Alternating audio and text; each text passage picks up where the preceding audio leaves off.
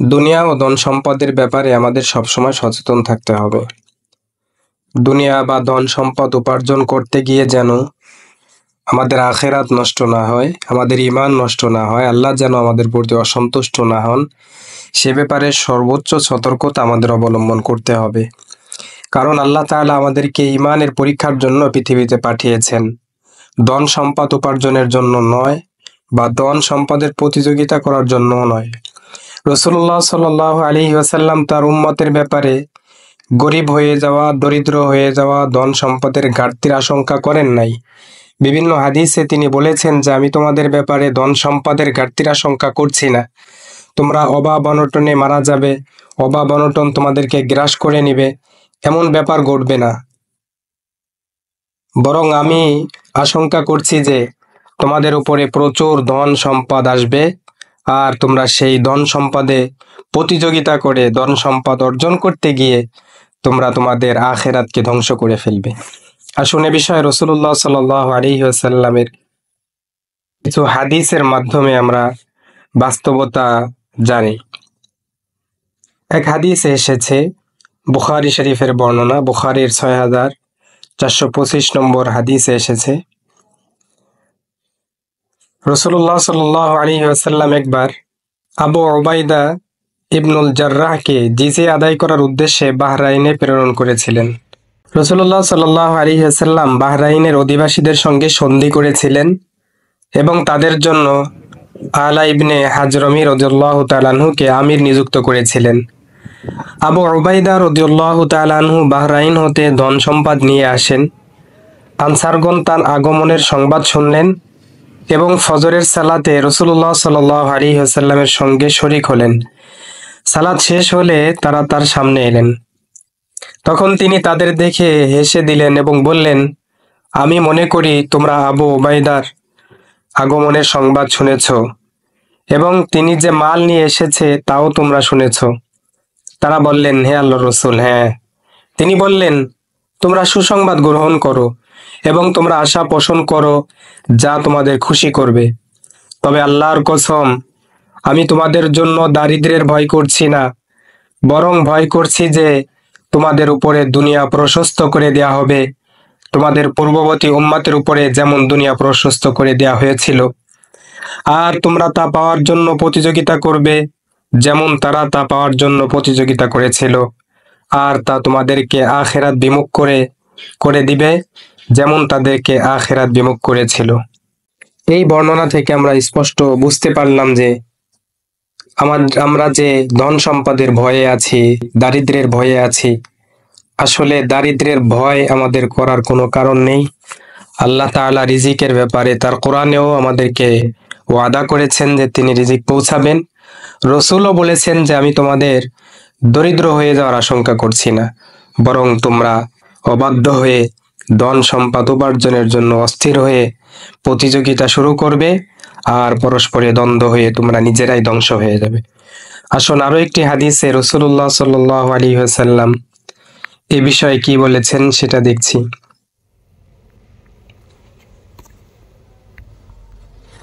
বুখারী শরীফের ৬,৪২৬ নম্বর হাদিসে এসেছে, উকবা ইবনে আমির রাদিয়াল্লাহু তাআলা আনহু হতে বর্ণিত যে একদিন রাসূলুল্লাহ সাল্লাল্লাহু আলাইহি ওয়াসাল্লাম বের হলেন এবং উহুদের শহীদদের জন্য সালাত আদায় করলেন, যেমন তিনি মৃতদের জন্য সালাত আদায় করতেন।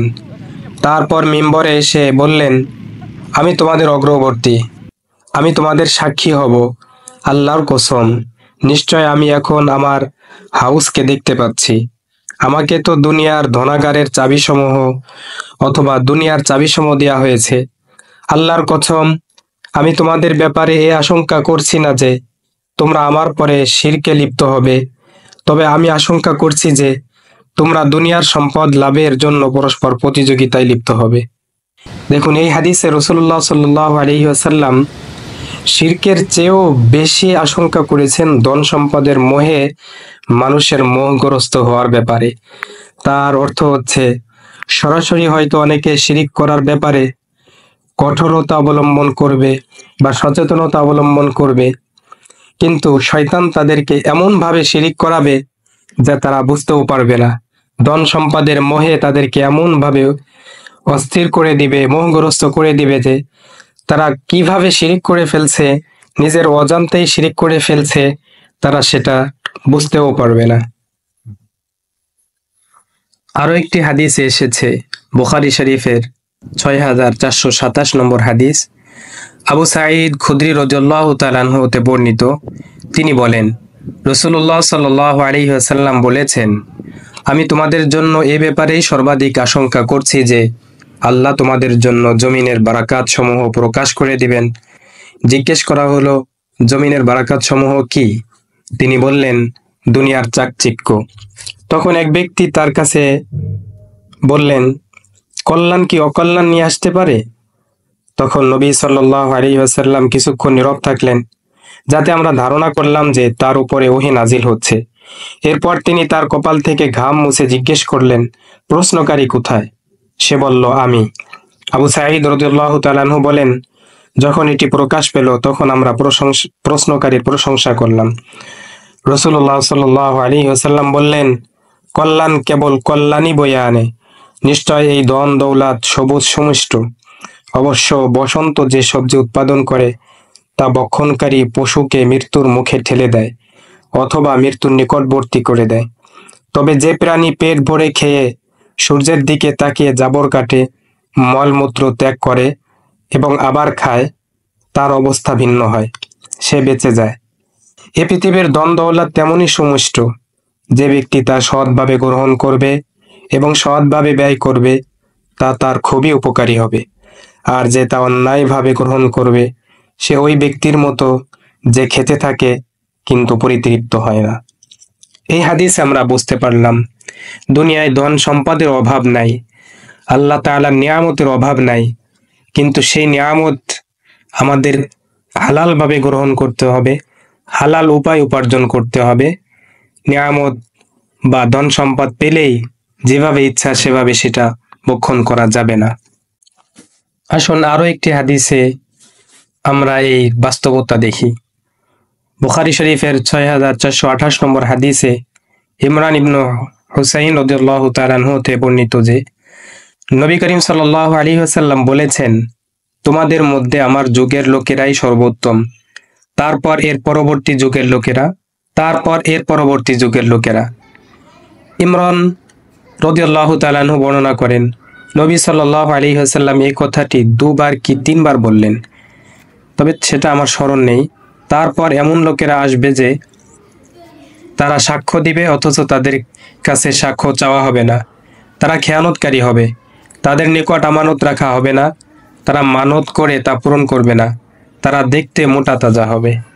এই হাদিসে আমরা বুঝতে পারলাম রাসূলুল্লাহ সাল্লাল্লাহু আলাইহি ওয়াসাল্লামের ভবিষ্যৎবাণী হলো কিয়ামতের আগে বা একটা সময় মানুষ একদমই আমানতের ব্যাপারে কোনো ভ্রুক্ষেপ করবে না, দিনদারিতা ঈমানের ব্যাপারে কোনো ভ্রুক্ষেপ করবে না, বরং যেভাবে যার ইচ্ছা সে সেভাবেই চলবে, অর্থ সম্পদ যে যেভাবে ইচ্ছা সেভাবেই সে সেটা উপার্জন করবে।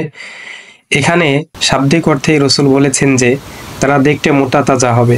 তার অর্থ হচ্ছে এরা অর্থ সম্পদ উপার্জন করে করে এত পরিমাণ ভক্ষণ করবে যে শাব্দিক অর্থেই তারা মোটা তাজা হবে, তাদের পেট উঁচা হবে এবং তারা ধন সম্পদের মোহে মোহগ্রস্ত হয়ে দিনদারিতা হারাবে, রাত ভর উদ্ভ্রান্তের মতো ঘুমাবে এবং যেভাবে ইচ্ছা সেভাবে জীবনযাপন করবে।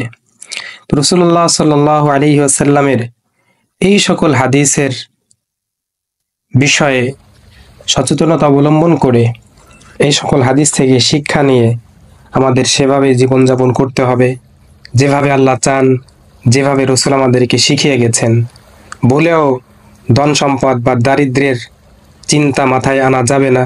আল্লাহ তাআলা পরীক্ষা করার জন্য হয়তো বিভিন্নভাবে আমাদেরকে দারিদ্র্যের মধ্যে নিপতিত করেন বা ধন সম্পদের অভাব অনটন দেন, কিন্তু তার অর্থ এটা না যায় আল্লাহর ভান্ডারে কমতি আছে, পৃথিবীতে সম্পদের কমতি আছে, বরং বাস্তবে সম্পদ আছে, কিন্তু আল্লাহ তাআলা তার বান্দাদের ঈমান পরীক্ষার জন্য বিভিন্ন জনকে বিভিন্নভাবে পরীক্ষার মাধ্যমে তার ঈমানকে পাকাপোক্ত করেন।